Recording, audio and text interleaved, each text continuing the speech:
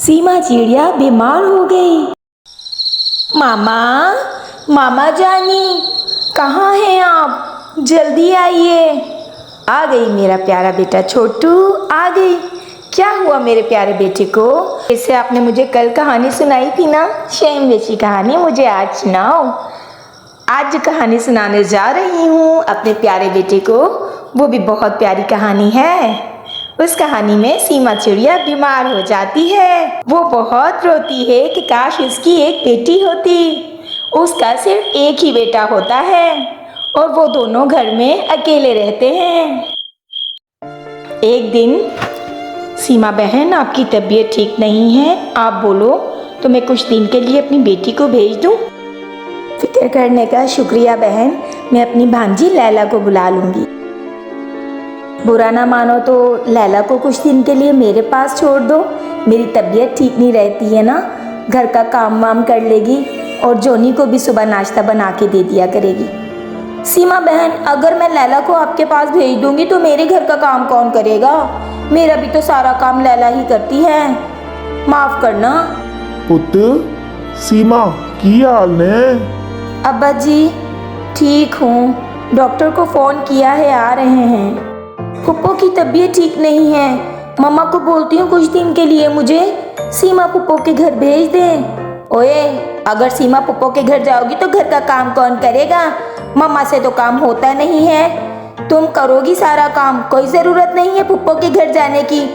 तुम तो चुप ही रहो, बड़े आए मुझे रोकने वाले। सही तो कह रहा है वो, घर का काम कौन करेगा? अरे ऐसे नहीं बोलो बहन, है इस वक्त उसे तुम्हारी ज़रूरत है, कुछ दिन के लिए लैला को भेज दो। अम्मा, बुरा ना मनाना, मैंने नहीं भेजना लैला को, घर के सारे काम पड़े होते हैं, कौन करेगा? मेरे से तो ये काम वाम नहीं होते। हाँ, छोटी ने तो साफ मना कर दिया है कि सीमा के घर मैं लैला को नहीं भेज सकती, मेरे घर के काम कौन करेगा? अरे बेगम, तुसी परेशान ना हो, गुड़िया नू फोन करो, ओ आ जाएगी। कुछ दिना वास्ते सीमा दे घर रह लेगी तो उन्नू साम लेगी। हाँ, ये आप सही कह रहे हैं, मैं गुड़िया को फ़ोन करती हूँ, वो कुछ दिन के लिए आ जाएगी।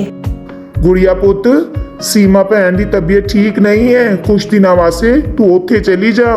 जी अब्बा जी, मैं आ गई हाँ, मैं चली जानी हाँ, मैं खुद ही सीमा आपी नू संभाल लवांगी। हाँ, ऐ होई ना गल। डॉक्टर अंकल, मेरी मम्मा ठीक तो हो जाएंगी ना? जी बेटा, ठीक हो जाएंगी। मौसम की तब्दीली की वजह से इनकी तबीयत खराब हो गई है, इन्हें आराम की ज़रूरत है। इंजेक्शन लगा रहा हूँ, आपने अपनी मम्मा का खास ख्याल रखना है, इन्हें कोई काम नहीं करने देना। जी डॉक्टर अंकल, आप फिक्र ना करें, मैं ख्याल रखूँगा। गुड़िया चलती चलती सीमा आपी के घर जा रही होती है। रास्ते में उसका भाई भी रिक्शा चलाते हुए जा रहा होता है सीमा आपी के घर।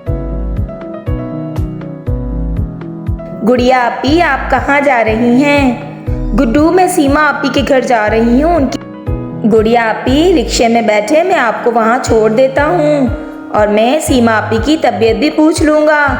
चलो ठीक है, पर जल्दी चलो, काफ़ी देर हो गई है। जी आपी जी। गुड्डू और गुड़िया चले जाते हैं सीमा आपी के घर।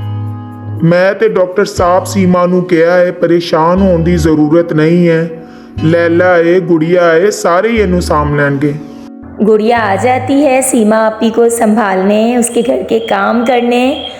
और छोटू, यही बात होती है कि अपने मुसीबत में ही पहचाने जाते हैं। लैला को तो उसकी मम्मा मना कर देती हैं कि मैं नहीं भेजूंगी, पर उसकी छोटी बहन ही उसके काम आती है।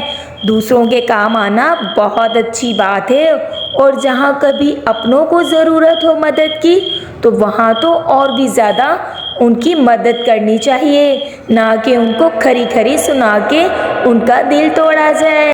अब सो जाओ मेरे प्यारे बेटे, रात बहुत हो चुकी है।